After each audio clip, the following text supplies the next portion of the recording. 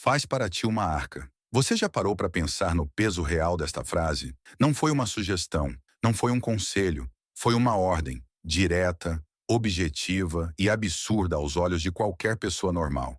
E o mais impressionante é que Deus não entregou só a missão, ele entregou as medidas. Como se dissesse, não é para você inventar do seu jeito, é para obedecer do meu jeito. 137 metros de comprimento, 23 metros de largura, 3 andares completos. Agora segura essa imagem na mente. Isso é maior do que muita construção moderna. E Noé não tinha guindaste, não tinha serra elétrica, não tinha concreto armado, não tinha engenheiro civil, não tinha planta em papel. Ele tinha uma palavra e uma escolha. Porque o dilúvio ainda não existia como experiência humana. A chuva, do jeito que a gente entende, nem fazia parte do cotidiano daquele mundo. Então, para muita gente, Noé não era um homem de fé, era um homem de delírio. Mas é aqui que a história começa a ficar mais séria do que a maioria imagina. Uma ordem divina não vem apenas com promessa, vem com custo.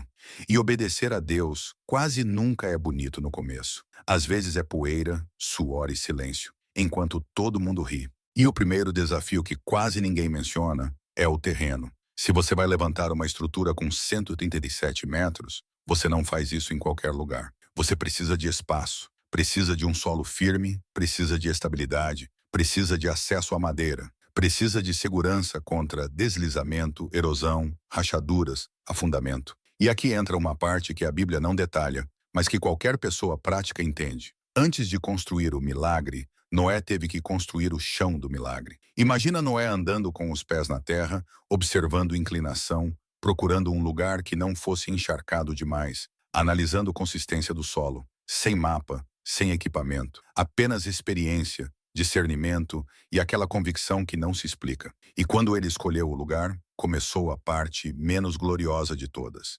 limpar, arrancar, nivelar, compactar, remover pedras enormes, cortar raízes profundas, marcar perímetro, ajustar cada trecho do solo para receber uma obra que pesaria toneladas. Só que havia um detalhe do mundo antigo que piorava tudo. A própria Bíblia diz que uma neblina subia da terra e regava toda a superfície do solo. Gênesis 2:6. Ou seja, não precisava chover para ter umidade. O chão podia estar constantemente úmido. E quem já tentou trabalhar em solo úmido sabe. Vira lama, afunda a ferramenta, afunda a estaca, deforma a base, apodrece madeira. Então, enquanto muitos riam do projeto, Noé provavelmente fez o que qualquer construtor sábio faria: drenagem. Cavar canais simples ao redor, criar escoamentos, desviar água, proteger o canteiro. Porque uma obra gigante começa com decisões pequenas e consistentes. E tudo isso demorava. E enquanto demorava, as pessoas viam. E aí eu te pergunto, como é trabalhar décadas numa coisa que ninguém entende? Como é acordar todo dia e ouvir cochicho, zombaria, ironia? Como é conviver com o olhar de isso não vai dar em nada? Só que Noé não construía para convencer gente, construía para obedecer a Deus. A Bíblia é específica. Faz a arca de madeira de cipreste. Gênesis 6:14. Cipreste era madeira resistente, durável, boa para estruturas, forte contra deformação. Mas isso traz um problema óbvio. Árvore grande não é fácil. Árvore grande é peso, é risco, é tempo. Derrubar uma árvore enorme com ferramenta rudimentar exige paciência quase sobrenatural. É golpe após golpe, é ajuste do corte, é cuidado para a queda não destruir o tronco nem esmagar alguém. E agora multiplica isso por não sei quantas centenas de árvores. Porque a arca não era uma cabana, era uma construção colossal. E derrubar é só o começo, porque depois vem a pergunta: como transportar troncos gigantes até o canteiro? Sem caminhão, sem trator, sem guindaste. A solução antiga mais plausível é simples e genial: rolos de madeira. Troncos menores viram rodas improvisadas. O tronco grande vai deslizando por cima. Corda puxa, alavanca levanta, e a equipe vai reposicionando os rolos, tira de trás, põe na frente, e assim, metro por metro. Só que isso é lento, é perigoso, é exaustivo. E enquanto Noé e seus filhos puxavam madeira, o povo via uma procissão estranha. Troncos passando, barulho de arrasto, esforço humano concentrado numa obra que não tinha sentido. E eu imagino o tipo de frase que ele deve ter ouvido: "Pra que tudo isso? Você enlouqueceu? Cadê esse dilúvio que você fala? Você vai fazer um navio onde não tem mar. Noé provavelmente não gastava energia discutindo, porque quem recebeu uma instrução de Deus não precisa da aprovação de quem não recebeu. Agora, pensa tecnicamente. Nenhuma árvore tem 137 metros de tronco aproveitável. Então, como fazer a estrutura principal, a espinha dorsal, sem uma peça única? A resposta mais plausível é trabalho de encaixe, união e reforço. Civilizações antigas dominavam juntas de madeira, encaixe macho e fêmea, cavilhas, travas, ajustes precisos. Isso significa que Noé precisou fazer algo muito maior do que cortar madeira. Ele precisou projetar a união. Um erro no alinhamento compromete o casco. Um desalinhamento cria tensão. Uma falha abre brecha para a água. Uma peça mal travada vira ponto de ruptura quando a embarcação é sacudida. Então imagina esse processo. Selecionar vigas longas e resistentes, alinhar em sequência, talhar encaixes milimétricos, travar com cavilhas de madeira dura, testar a firmeza repetidas vezes. E então veio outra etapa gigantesca: levantar as costelas, as vigas arqueadas que dão forma ao casco. E aí você visualiza a cena com o coração. Um esqueleto gigante nascendo no meio da terra. Cordas esticadas como linhas guia. Peso pendurado em corda como prumo improvisado. Ajuste de ângulo. Repetição. Persistência. Porque se a estrutura entorta, não é só feio, é perigoso. E assim, devagar, a arca foi ficando real. Não era mais uma ideia. Era uma presença. E é nessa hora que a zombaria costuma mudar de tom. Porque quando a fé vira estrutura, ela começa a incomodar mais. E Deus não mandou só construir, mandou selar. Betumarás por dentro e por fora. Gênesis 6,14. Isso é profundo, porque muita gente quer o tamanho da arca, mas ignora o betume da arca. Quer o resultado, mas despreza o processo que impede o fracasso. Betume não é perfume. Betume é trabalho pesado. É uma resina derivada da terra. Precisa aquecer, preparar, aplicar quente, preencher frestas, cobrir juntas, criar barreira contra a infiltração. E não foi num cantinho,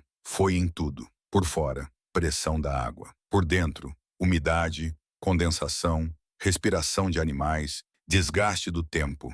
E se uma brecha ficasse aberta, a água não precisa de porta grande. Ela entra pelo mínimo. Então Noé e seus filhos devem ter passado dias, talvez semanas, cobrindo camada por camada, verificando fendas, testando resistência, repetindo o processo. E é aqui que a história fica ainda mais humana. A madeira range, a madeira fala, ela assenta, ela muda com calor e umidade. Noé tinha que conhecer o som da estrutura, tinha que perceber quando algo não estava firme, tinha que reforçar, porque a arca não precisava sobreviver a um rio forte. Ela precisava sobreviver ao maior colapso ambiental da história bíblica. A Bíblia diz: farás compartimentos na arca. Gênesis 6,14. O termo sugere divisões, células, espaços separados, algo como ninhos. Ou seja, não era um salão aberto com animais soltos. Era organização, era logística. E aqui entra uma pergunta que pouca gente faz: como manter ordem com tantas criaturas diferentes? Predadores e presas, grandes e pequenos, agressivos e dóceis. Sem compartimento, vira caos. E caos, em ambiente fechado, vira morte. Então, o mais lógico é pensar em estrutura por peso. Andar inferior, animais pesados, para manter centro de gravidade baixo. Andar intermediário, animais médios. Andar superior, aves e animais menores, com mais ventilação. E isso não é inventar Bíblia. É aplicar coerência prática num detalhe que a Bíblia já sugere. Havia divisão, mas tem mais: ventilação. A Bíblia menciona uma abertura superior. Farás uma abertura de um côvado por cima. Ainda em Gênesis 6,14. Uma espécie de janela contínua, perto do teto. Agora imagina o ar lá dentro. Animais respirando gases, umidade, cheiro forte e calor. Ventilação não era luxo, era sobrevivência. E além disso, alimento. A Escritura diz que Noé deveria levar alimento para ti e para eles. Isso significa estoque para muitos meses. Grãos, feno, raízes, alimentos secos, armazenamento protegido da umidade. E não é só comida, é água. Talvez em recipientes, jarros, reservatórios. Tudo bem distribuído para não desbalancear a embarcação. A arca era milagre na origem da ordem, mas era gestão no dia a dia. A Bíblia é clara: e por-lhe-ás uma porta ao lado. Uma abertura grande o suficiente para entrar vida de todos os tamanhos. E toda abertura numa estrutura é vulnerabilidade. Uma porta grande pode comprometer resistência, pode virar ponto de rachadura, pode ceder à pressão. Então Noé provavelmente reforçou moldura, usou travas, encaixes profundos, vigas grossas ao redor. E como não havia metal em abundância para dobradiças gigantes, um sistema plausível seria pivô vertical de madeira, com eixo reforçado, permitindo rotação estável. Só que a parte mais forte não é técnica, é teológica, porque o texto diz algo que arrepia. E o Senhor fechou a porta. Gênesis 7,16. Esse detalhe é assustador e maravilhoso ao mesmo tempo. Noé construiu, Noé pregou, Noé obedeceu, mas o fechamento final foi Deus. E aqui existe uma mensagem que atravessa séculos. Existe um momento em que a oportunidade termina. Existe um ponto em que a porta não está mais nas mãos humanas. Outro detalhe que muita gente não dá atenção. Os animais vieram até Noé. Não é descrito como uma caçada mundial. É descrito como um movimento guiado. Imagine a cena. Criaturas surgindo, pares se aproximando, espécies se reunindo, o instinto sendo conduzido por algo maior. Predadores não atacam. Presas não fogem em pânico. Um fluxo ordenado. Como se Deus estivesse dizendo, o que eu ordenei, eu também vou sustentar. E aí entra a família. 8 pessoas, Noé, sua esposa, seus filhos, suas noras.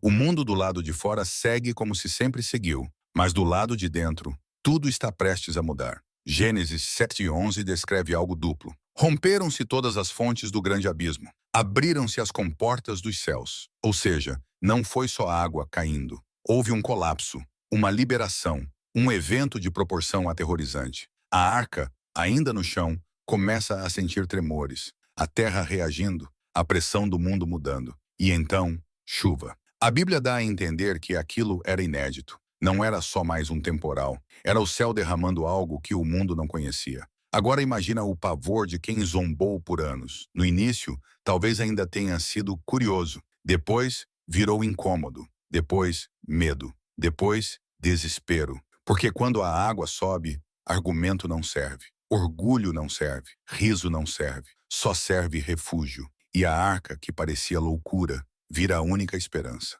Só que a porta já foi fechada. Esse ponto é cinematográfico, mas também profundamente humano. A madeira rangendo, o peso mudando, a pressão da água levantando aquilo que ficou imóvel por décadas. E de repente, a arca solta do chão. O projeto vira embarcação. A fé vira realidade. E aqui existe um detalhe importante. A arca não tem leme descrito, não tem vela, não tem remos. Ela não foi feita para navegar no sentido de explorar. Foi feita para preservar. Ela não precisava ir para um destino. Ela precisava sobreviver ao processo. Lá fora, o mundo desaparece. Lá dentro, Deus mantém a vida. A chuva dura 40 dias. Mas o evento não termina aí. O texto bíblico diz que as águas prevaleceram por 150 dias. Meses e meses de espera, ruído, balanço, rotina exaustiva. E aqui, eu quero que você imagine a parte que ninguém romantiza. Alimentar animais todos os dias. Lidar com sujeira. Manter organização. Verificar madeira, juntas, ruídos estranhos, tentar dormir com barulho de água e movimento, conviver em espaço fechado com uma realidade imensa do lado de fora. Não era uma aventura, era resistência. E no meio disso tudo, existe uma frase que muda o tom da história. E lembrou-se Deus de Noé. Gênesis 8:1. Não é que Deus tinha esquecido como nós esquecemos. A ideia aqui é, chegou o tempo de Deus agir em favor dele de forma visível. Deus envia um vento e as águas começam a baixar, lentamente, dia após dia.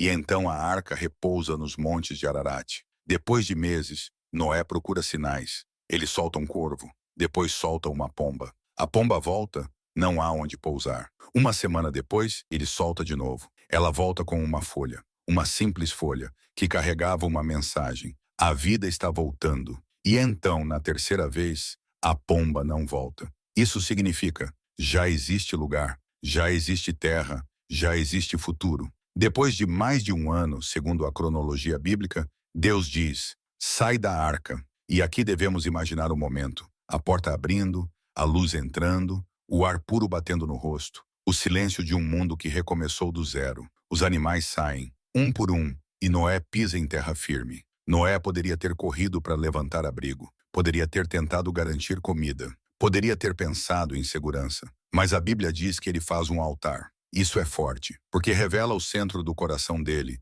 Antes do recomeço material, ele reconhece a fonte do recomeço. E então Deus estabelece uma promessa, uma aliança, e coloca um sinal, o arco-íris. Um lembrete visível de que, mesmo quando existe juízo, existe também misericórdia. Mesmo quando Deus permite o fim de uma era, ele preserva a vida para um novo começo. A arca não é só sobre água, é sobre obediência quando ninguém entende. É sobre perseverança quando ninguém aplaude. É sobre fazer o que Deus mandou mesmo quando a cultura inteira diz, isso é loucura. E tem um detalhe que muita gente ignora. Noé não foi salvo porque era perfeito. Ele foi salvo porque confiou e obedeceu. A arca, no fim, não era uma prova de genialidade humana. Era uma prova de que Deus sustenta aquilo que ele ordena. E se essa história te alcançou, ela traz uma pergunta inevitável. Se Deus te desse uma instrução clara, você continuaria construindo, mesmo se o mundo inteiro risse? Se esse roteiro fez você enxergar a história de Noé com outros olhos, não só como um evento antigo, mas como uma jornada real de fé, trabalho e sobrevivência, então deixa o like, porque isso ajuda demais o canal a alcançar mais pessoas. E se inscreve no canal Arca da Aliança para não perder os próximos vídeos, porque aqui a gente mergulha fundo nas histórias bíblicas, conectando detalhe, contexto e significado de um jeito que prende do começo ao fim. E para continuar nessa sequência, clica no vídeo recomendado, porque no próximo conteúdo a gente vai explorar o que aconteceu depois que Noé saiu da arca, as consequências, a nova aliança, o recomeço da humanidade e como isso se conecta com o restante da narrativa bíblica. Te vejo no próximo vídeo.